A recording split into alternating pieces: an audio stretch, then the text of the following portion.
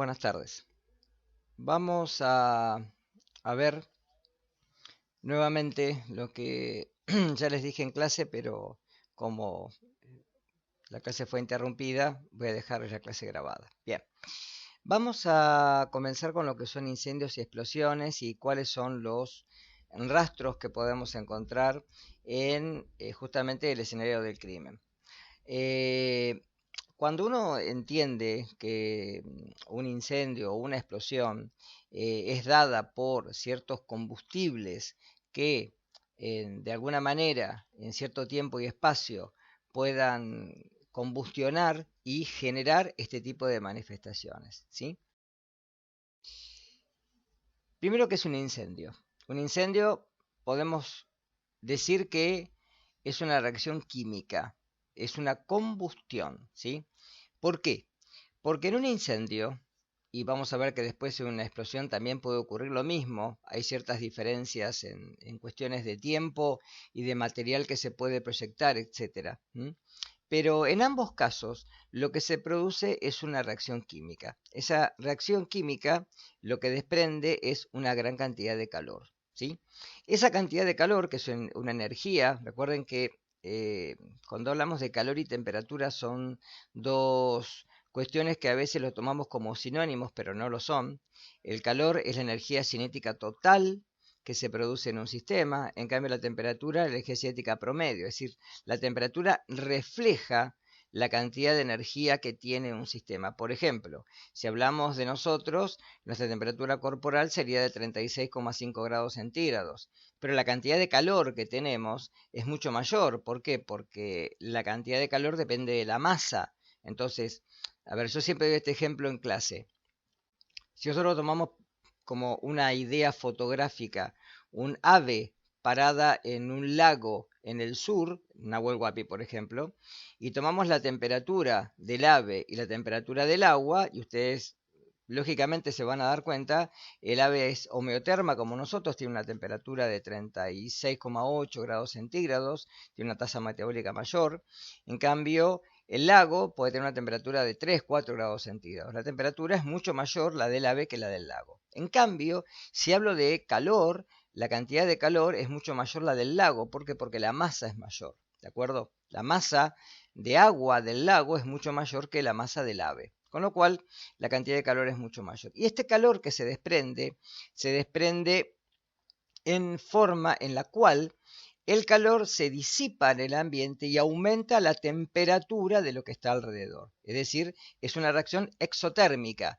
Parte de un punto de inicio en donde justamente se desata el incendio y la reacción hace de que en el entorno comience a aumentar la temperatura. Bien, ahora, cuando hablamos de reacción química, la reacción química es una oxidorreducción. Y acá quiero hacer aclaraciones. Cuando hablamos de oxidación, la oxidación es la pérdida de electrones. Por ende, al ser la pérdida de electrones, el agente que se oxida se denomina agente reductor, porque tiene electrones para poder ceder. En cambio, el que se reduce, es decir, el agente oxidante, es el que de alguna manera va a tomar o captar los electrones. Por ejemplo, el oxígeno es un oxidante de excelencia. Hay oxidaciones que se producen en el medio ambiente, por ejemplo, los metales. Los metales se oxidan por el entorno en el medio ambiente, ya que el oxígeno está en una proporción del 21% del aire atmosférico. A nivel del mar, ¿sí? Si me voy más hacia, por ejemplo, la altura, la presión atmosférica disminuye, la capacidad de oxígeno también, la proporción de oxígeno también. Por eso generalmente cuando uno va o viaja a un lugar en el cual la altura es mayor, la cantidad de oxígeno es menor. De ahí que nos apunemos, es decir, que nos falte oxígeno para poder vencer de alguna manera la oxidación metabólica, ¿sí? Ahora, en los casos en el que hablemos de sustancias oxidantes y reductoras, el combustible es siempre el reductor. Y el comburente es el oxidante, que normalmente vamos a encontrar que el oxígeno es un comburente por excelencia. ¿Por qué? Porque está en el medio ambiente y está en una proporción alta, ¿de acuerdo? No es el único comburente, hay otros, pero ese que vamos a encontrar naturalmente tanto en los incendios como en las explosiones. Para que se produzca un incendio, dijimos que se tiene que dar una combustión. Y para que la combustión se lleve a cabo, tenemos que tener tres elementos que se combinen en tiempo y espacio. Dos ya los mencionamos, comburente y combustible. Y el tercero es la fuente de ignición. Es decir, cualquier elemento que provoque que el combustible en presencia de un comburente comience a arder. Ejemplo, si yo tengo una persona que tiene fuego en la ropa, llamas, lo que voy a hacer normalmente es tratar de cubrirlo con un elemento, con una frazada, por ejemplo. ¿Qué es lo que estoy haciendo para sofocar el fuego? Retirar justamente el oxígeno, privar de las llamas que tengan el suficiente oxígeno para seguir con el proceso de combustión. En la clase lo dije, lo vuelvo a repetir acá. Luego tenemos una vela y la cubrimos con un vaso o con algo de vidrio, vamos a ver que al poco la vela se apaga. ¿Por qué se apaga? Porque justamente se transforma el oxígeno en dióxido de carbono, comienza de alguna manera a disminuir su presión parcial por la ley de Dalton, porque ahora es reemplazado por el dióxido de carbono, y en proporción, la vela, al no tener oxígeno en la llama, se apaga. ¿Está claro esto? Bien. Ahora, siempre que tenemos esto, cuando un combustible se oxida a través del oxígeno gaseoso, es decir, se combustiona, se forma normalmente una cantidad de un óxido, que generalmente es el dióxido de carbono, pero también puede ser el monóxido de carbono, si justamente las condiciones de oxígeno en el ambiente comienzan a disminuir.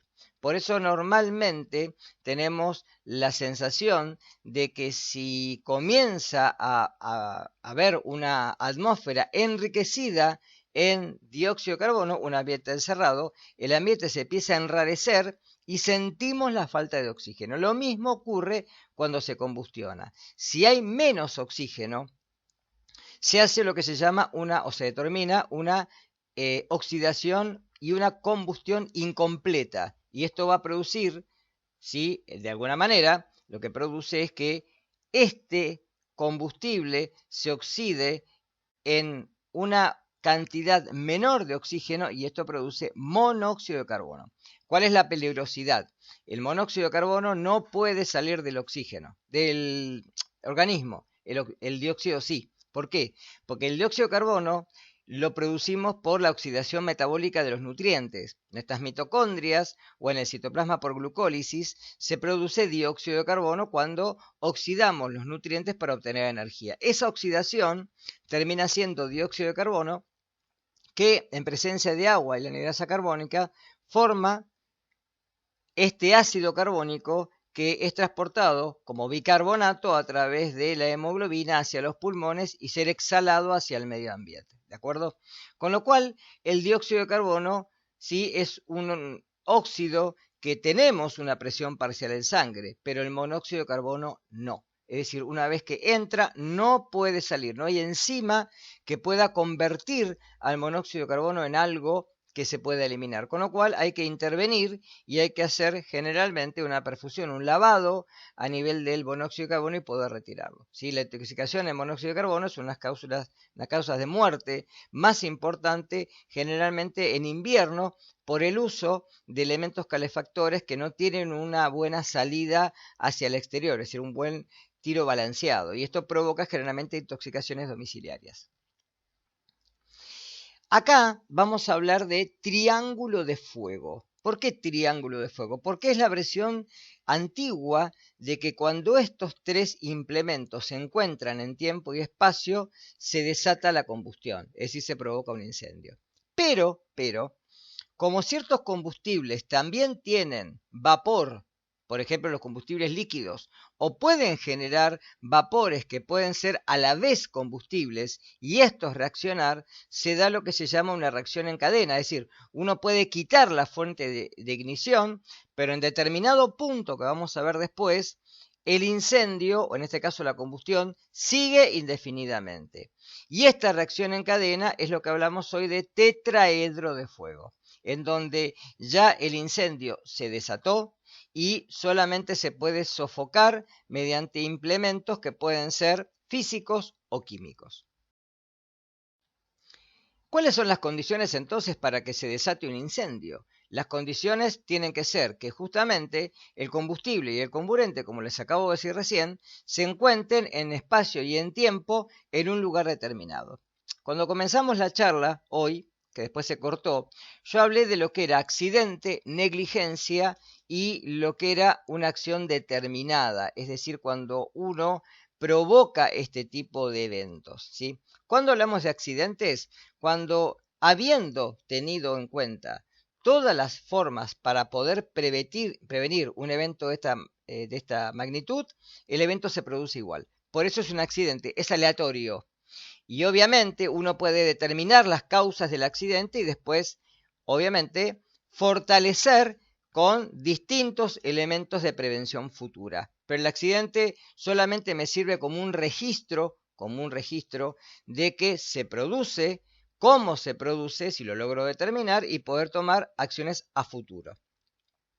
Cuando hablamos de negligencia, cuando habiendo condiciones que me pueden prever seguridad, no las tengo en cuenta. Que hoy hicieron ahí lo que era omisión. Sí, eso es omisión. Porque uno, por ejemplo, sabe que hay ciertos materiales que se tienen que almacenar en ciertas condiciones de presión, temperatura, etcétera, y si las dejamos a temperatura ambiente o en gabinetes que no tengan cierta seguridad, esto me va a desencadenar un evento como por ejemplo un incendio. Eso es negligencia, porque sabiendo y teniendo en cuenta y estando capacitado de las formas de prevención, no las tengo en cuenta. Por ejemplo, una negligencia sería hoy salir a la calle, ir a un negocio y entrar sin barbijo. Eso es negligente, porque sé las consecuencias de lo que puede pasar, ¿sí?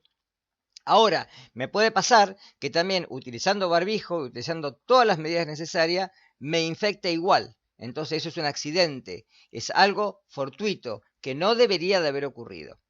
¿Cuándo es intencionalidad? Cuando algo se hace a pesar de que uno sí no sea negligente, porque uno sabe lo que está haciendo, ¿sí? No solo no toma un recaudo, ¿sí?, por una cuestión de educación, etcétera, sino que uno lo hace intencionalmente. Entonces acá es con intención, acá se hace per se. De ahí diferenciarlo con lo que es accidente y lo que es negligente, ¿sí? Además, para que normalmente se produzca un incendio, tiene que haber dos condiciones necesarias. Uno es una mínima cantidad de energía que se denomina energía de activación. Para cualquier reacción química, yo necesito una cantidad de energía para pasar siempre del sustrato al producto. Para pasar en este caso por ejemplo, un combustible, una madera, que está en un lugar, una mesa de madera, que esa madera ahora, ¿sí?, provocó, ¿sí?, o se desató en ese lugar un incendio, tiene que haber algo que haga de que esa madera entre en lo que es inflamación, o sea, que se combustione y que arda. Para esto piensen que ciertos materiales tienen la condición de ser muy poco combustibles en cuanto a la ignición. Es decir, necesito una gran cantidad de energía. Por ejemplo, para prender un fuego y hacer un asado, necesito papel, carbón, madera, etcétera. Si no, no lo puedo encender. Pero en cambio, si ustedes vuelcan acetona en una mesada y le acercan un fósforo, es muy probable que el fósforo no llegue a tocar, repito, la acetona y se provoque el fuego, se provoque la llama. ¿Se entiende esto? Es decir, que va a depender de justamente cuán inflamable es la sustancia. Hay sustancias, hay ciertas telas que son más inflamables que otras, ¿sí? Hay ciertas telas que tienen cierta protección a la inflamabilidad, como por ejemplo las telas que se utilizan para los corredores de automóviles que se usan dentro del traje, justamente para que si el auto se incendie, el calor no llegue a afectar al conductor, ¿sí? Por eso se habla de foco de ignición. El foco de ignición, recuerde que puede ser, y ahora lo vamos a tomar, de distinta índole. Puede ser la llama, puede ser una chispa eléctrica, puede ser frotación, etc. Ahora, cuando se desata una combustión, la reacción química siempre es exotérmica. ¿Qué quiere decir que sea exotérmica? Que disipa al medio ambiente calor. Miren, como nosotros tenemos un sistema a toda porción del universo que se aísla por fines de estudio. Por ejemplo, mi sistema puede ser un vaso con éter, ¿sí? Ahora, para que se produzca, acerco la llama y comienza a arder. Cuando comienza a arder, voy a sentir en el entorno que se eleva la temperatura. ¿Qué quiere decir esto? Que parte de la energía térmica almacenada en este líquido, que es el éter, ahora pasa a ser energía en forma de calor, que se disipa en el medio ambiente. Las combustiones de cualquier elemento fósil, ya sea nafta, ya sea gasoil, ya sea, por ejemplo, querosén, ¿sí? Son elementos que, como son derivados del petróleo, es decir, materia orgánica, tienen compuestos carbonados, es decir, hidrocarburos. Estos hidrocarburos, ¿sí? siempre tienen carbono e hidrógeno, de ahí la palabra hidrocarburos. Y son combustibles por excelencia. Si ustedes ven o leen algunos reports viejos, ¿sí? Antiguamente, en el siglo, por ejemplo, XVII, XVIII, se utilizaban combustibles como, por ejemplo, el aceite de ballena. Estos combustibles, cuando se descubrió la posibilidad del combustible fósil, de los derivados del petróleo, ¿sí? fueron desplazados porque justamente el petróleo hoy en día es un recurso, obviamente no renovable, pero que es un recurso que se utiliza por excelencia como combustible para cualquier tipo de industria y también para movilidad. ¿De acuerdo? Bien, ahora esa energía que se desprende y que se disipa en el medio ambiente, obviamente produce los efectos que en el incendio van a hacer que en los alrededores aumente la temperatura desde el epicentro en forma expansiva hacia el exterior. Es decir, la parte siempre que tiene menos temperatura es la que está más lejos del fuego, que es una cuestión lógica, y la parte que tiene mayor temperatura es la que está siendo todavía parte de la combustión.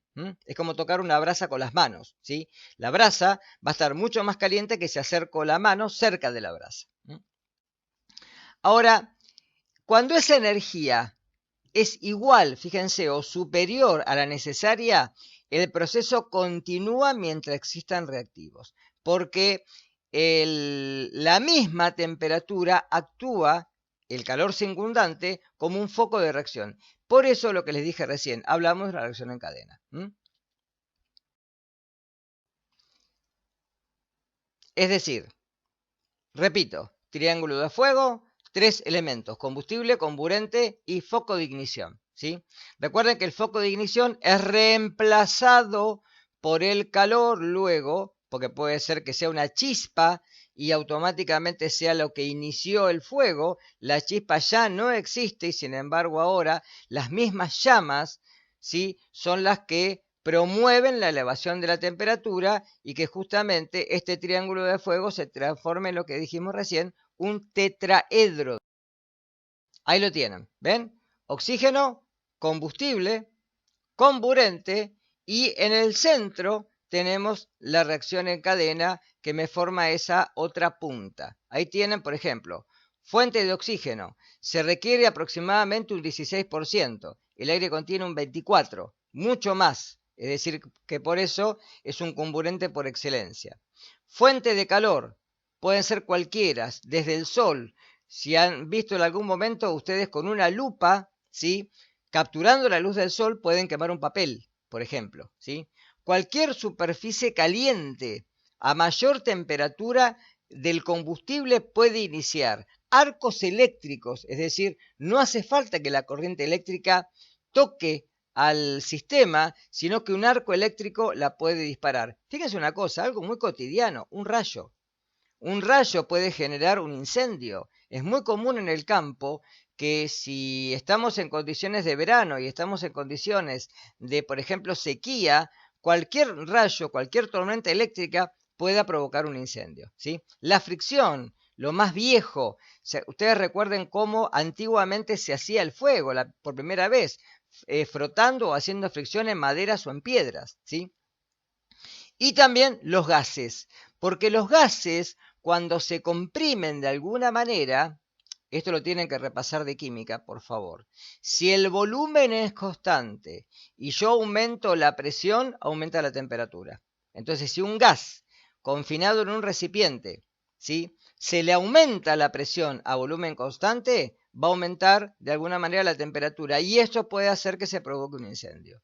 O también, si aumenta la temperatura, va a aumentar la presión, porque son directamente proporcionales. Entonces, si se aumenta la temperatura externa, por ejemplo, un recipiente, un barril que contiene un combustible líquido. El combustible líquido en la superficie tiene gases. Está cerrado eso.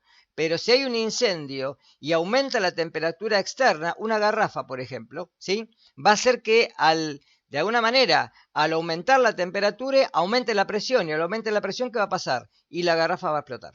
¿De acuerdo? Ahí tienen ciertos tipos de combustibles, sólidos, líquidos o gaseosos. Sólidos, carbón, madera, papel, tela, cuero, azúcar, cualquiera. Líquidos, normalmente son la mayoría combustibles, naftas, alcohol, pintura, barnices, ¿sí?, aceites. Los aceites tienen generalmente temperaturas mucho más altas que el agua con la misma cantidad de calor que uno le genera porque justamente si tienen la particularidad de permanecer en estado líquido mucho más tiempo, ¿sí? Los puntos de fusión son más altos, de ebullición, perdón, son más altos. Gases, gas natural, el metano. Otros gases, el propano, el butano que tenemos en los encendedores. El hidrógeno, que ahí está mal puesto, es hidrógeno, no hidrógeno. El hidrógeno es un combustible. Miren una cosa, anécdota. El Hindenburg era un Zeppelin, es decir, era un globo que se utilizaba durante la época en la cual no había aviones todavía y se desplazaba por los cielos gracias a combustible de helio. Debido a los conflictos bélicos en Europa, Alemania se vio privada de la importación de helio y utilizó hidrógeno en los globos. ¿Qué pasó? Una chispa hizo que el oxígeno atmosférico con hidrógeno para formar agua, fíjense qué cosa, hiciera una reacción exotérmica tan alta, que se encendió, se prendió fuego. Y eso hizo que muriera mucha gente. Es por eso que los combustibles a hidrógeno todavía no son seguros, ¿sí? El hidrógeno sería el combustible más barato porque se puede almacenar en tubos, como los gases que se utilizan en los autos, y con el oxígeno y mediante chispas se podría producir la combustión, o sea, la oxidación del hidrógeno, formando agua que queda en el medio ambiente, que se puede sacar por un tubito y sería de alguna manera un combustible económico y en alguna manera, si en algún momento puede llegar a ser seguro, sería un combustible de excelencia, ¿de acuerdo? Acetileno es lo que se utiliza para las soldadoras autógenas, que se utilizan los sopletes de oxiacetileno, en donde el carburo de calcio forma con agua acetileno y luego este se combustiona en presencia de la llama. Ahí tienen ejemplos de combustión. Carbono más oxígeno me da dióxido de carbono más directamente calor. O por ejemplo, en el segundo término, tiene una reacción química clásica. Ahí lo que tienen es el etano, que es un gas, fíjense, más oxígeno, que me desprende dióxido de carbono, agua, más calor. Todas reacciones de tipo exotérmica. Y la que tienen ahí en la figurita que les recorté, el metano, que es el gas de la cocina, en presencia de oxígeno y combustión, ustedes acercan un fósforo o el encendedor o un chispero y automáticamente se combustiona y produce luz y calor, las dos cosas. Busquen en la bibliografía, por favor, qué factores favorecen la inflamabilidad de un combustible. Eso lo dejo de tarea para que lo busquen ustedes. ¿Cuáles son los factores? Por lo menos una tablita de 10 factores para la clase que viene. Esto tiene que ver con los tipos de combustibles y con lo que figura en los elementos que utilizamos para poder sofocar un incendio, que son las letras que encuentran en los extinguidores de incendio en relación al tipo de combustible. Fíjense, los extinguidores son de tipo ABC, es decir, tienen cierto tipo de gases y espumas que lo que pueden hacer es sofocar incendios de clase A, sólidos, incendios de clase B, y ojo con esto, porque los incendios de clase A también se pueden apagar o sofocar con agua, porque enfría, ¿de acuerdo? Retira el calor, ¿sí? Siempre hay una cosa muy clara que yo siempre la daba en seguridad e higiene, que es la siguiente. Cuando uno habla del triángulo o el tetraedro de fuego, los agentes extintores que se utilizan tienden a remover alguna o todas los lados de ese triángulo o ese tetraedro. Y uno de ellos, recuerden que es el calor, con lo cual el agua enfría y por eso puede sofocar. ¿De acuerdo? Fíjense que si ustedes tiran agua en una fuente en la cual hay llamas, automáticamente se sofocan las llamas y ustedes lo deben haber hecho seguramente cuando quisieron apagar el carbón en la parrilla que hicieron el asado. Y fíjense que se desprende automáticamente vapor. Ese vapor es porque el agua pasa del estado líquido al estado gaseoso inmediatamente por elevación de la temperatura y cambio de fase, ¿sí? En el caso de los líquidos, a esto quería llegar, nunca se deben sofocar con agua. ¿Por qué? Porque se desparraman, se diseminan, ¿sí? Porque justamente no son solubles en agua, con lo cual nunca apagarlos con agua, ¿sí? Ahí hay que utilizar normalmente extintores, ¿sí? Tanto de mano como portátiles. Ahí tienen los B, que son tanto algunos líquidos y otros son gaseosos, que son los mismos que mencioné. Pasamos a los de clase C. Los de clase C están dados por equipos e instalaciones eléctricas que puedan entrar en corto o que puedan tener problemas de elevación de la temperatura. De ahí que se utilicen llaves térmicas, justamente para poder prever las elevaciones de temperatura de los circuitos. Recuerden que la llave térmica provee al equipo y la llave disyuntora o el disyuntor provee a las personas de las fugas de tensión. Si eso lo vieron en el pasado conmigo en física. En el caso de los clase D, que son muy raros porque son los metales alcalinos o alcalino-térreos. El sodio, por ejemplo, es un elemento que en agua automáticamente combustiona, ¿sí? Se forma hidróxido de sodio e hidrógeno gaseoso y el hidrógeno es el que en presencia con oxígeno combustiona, ¿sí? Con las chispas que se forman en ese momento. Todos los metales alcalinos y alcalinotérreos arden rápidamente y son altamente higroscópicos, absorben el agua del ambiente y el agua acá es totalmente peligrosa. Y los últimos, que son los de clase K, que son grasas y aceites de cocina que tienen para su sofocación extintores especiales, no son cualquier tipo de extinción. Por eso, en los lugares de comida donde se preparan este tipo de comidas con aceites o con grasas que entran en alta temperatura, hay que tener extintores de clase K aparte de los de ABC. Líquidos inflamables y combustibles. Pausita.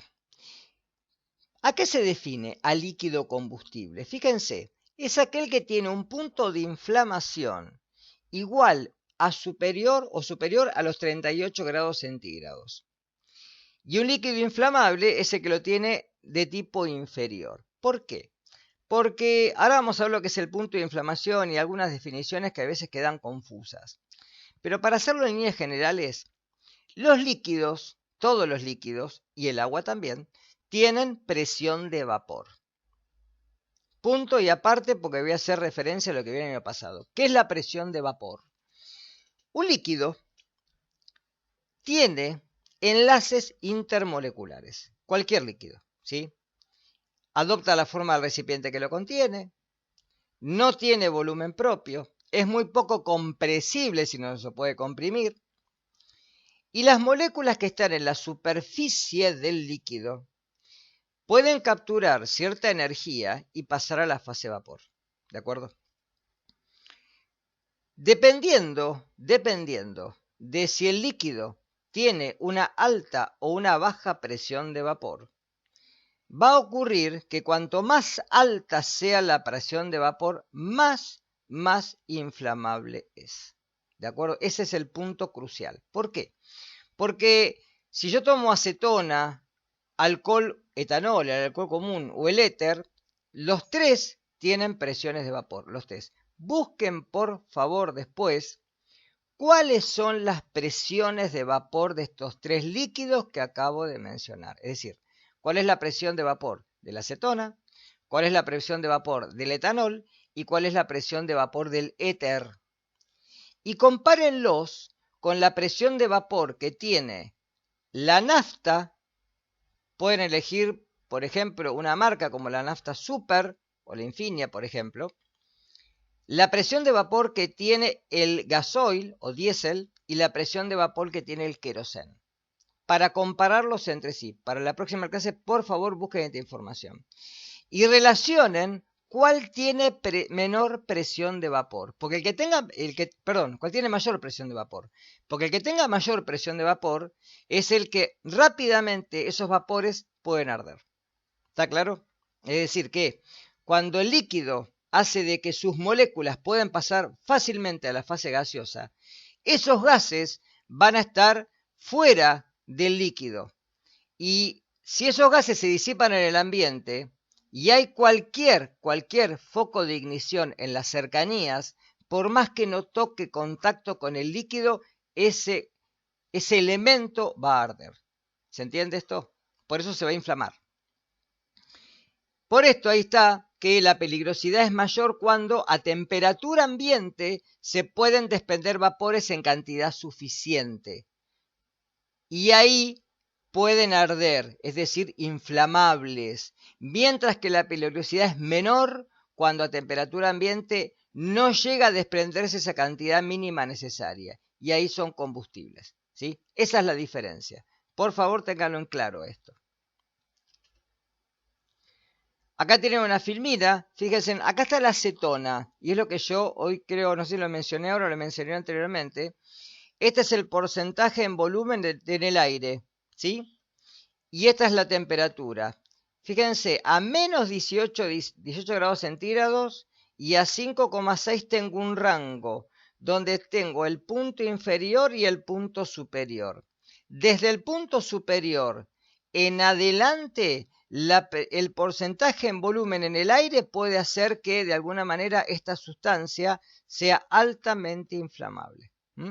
Y fíjense que está por debajo de los 38 grados centígrados. Por eso, esta es la zona inflamable y esta es la zona potencialmente explosiva. En este rango, dependiendo de las condiciones, por eso tiene cotas, un punto inicial y un punto o temperaturas iniciales y finales, en donde en esta condición el líquido se puede arder. De acá en adelante directamente explota.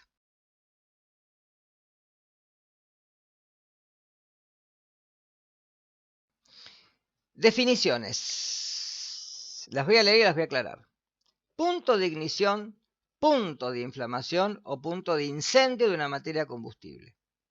Es el conjunto de condiciones físicas, es decir, por eso hoy hablé de presión y temperatura. Son condiciones físicas, necesarias para que la sustancia empiece a arder al acercar una fuente de calor, una fuente de ignición, y se mantenga a la llama una vez retirada la fuente de calor. ¿Está claro?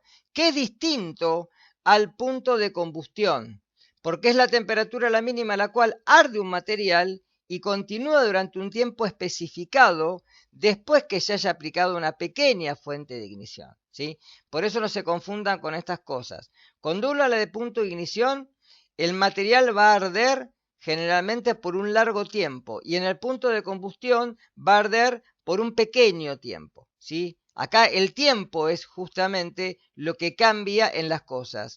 Arde y continúa durante un tiempo especificado, que generalmente es poco, se apaga, se autolimita, pero en cambio en el otro sigue ardiendo. ¿Está? Autoignición, temperatura a la cual se obtiene una autoignición en un ensayo de fuego, que generalmente se da por la presencia de vapores, en este caso el combustible. Y lo más importante para estos puntos, las sustancias acelerantes, que son las sustancias que se pueden agregar, ¿sí? Normalmente en forma intencional, también puede ser accidental, porque se me puede derramar, ¿sí? En un material que es combustible y esto va a facilitar el desarrollo del fuego. Por ejemplo, hacer un asado y ponerle alcohol, ¿sí? Si yo estoy haciendo un asado, le pongo papel, carbón y veo que no prende, ¿qué hago? Le pongo alcohol, alcohol común. Y obviamente ahí va a arder, ahí se va a encender, ¿sí? Acá mi hijo dice que no hay que usar alcohol, yo uso alcohol. Ejemplos del color del humo. A veces es muy importante para poder tratar de determinar la magnitud de lo que se está incendiando. El aceite de cocina generalmente tiene un color de humo marrón.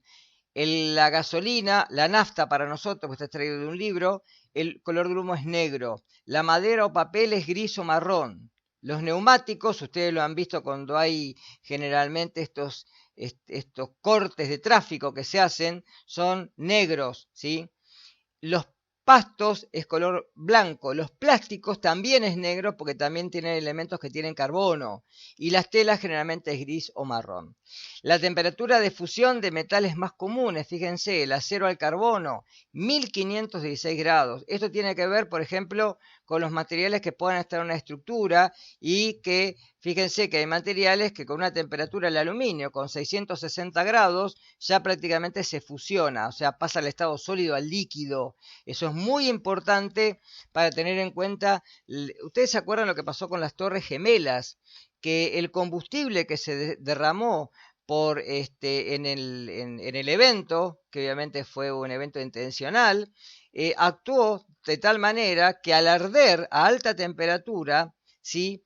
Prácticamente derritió la mampostería. Por eso los edificios colapsaron y ese evento fue catastrófico.